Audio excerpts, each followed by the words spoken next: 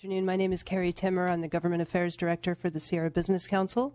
We're a nonprofit organization headquartered in Truckee, where we work with businesses, local governments, and community partners to foster vibrant, livable communities throughout the Sierra Nevada region. We appreciate the opportunity to share our support of AB 18 with the committee this afternoon. I won't repeat what others have already covered, but I do just want to say me too to the many important aspects of the bill mentioned already by the chair and other witnesses, especially those that affect disadvantaged communities and rural regions, those that address the huge maintenance backlog in our existing parks and recreation areas, and especially those that distribute funds so widely throughout the state. That's a critical piece of this bill that I haven't seen necessarily in others before, and we really do support that quite a bit. I do, though, want to focus on why we think it's important to pass this bill, even though it would mean incurring additional debt for the state.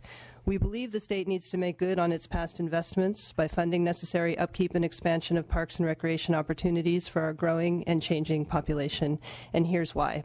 First of all, 82% of Californians in various surveys have said they consider outdoor recreation as important or very important to their daily lives.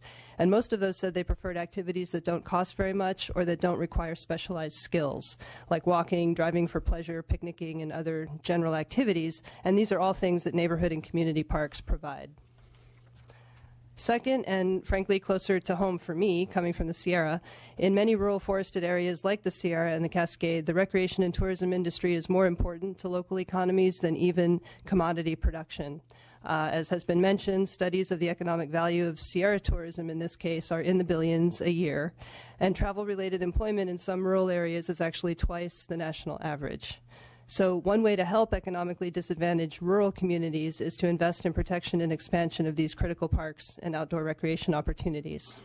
And then finally, the forested areas of the state contain features like water, recreation, species habitat, timber, and more, whose value extends well beyond the surrounding local communities. Services like these and the ability to use our forests to store carbon and to address other climate goals statewide are opportunities that the entire state relies on. So investing in recreational facilities, improving our forest and watershed health, reducing the risk of damaging wildfire, and offering alternatives even for energy production through biomass as an example, these are all critical not just to our rural communities, but to the entire state as a whole.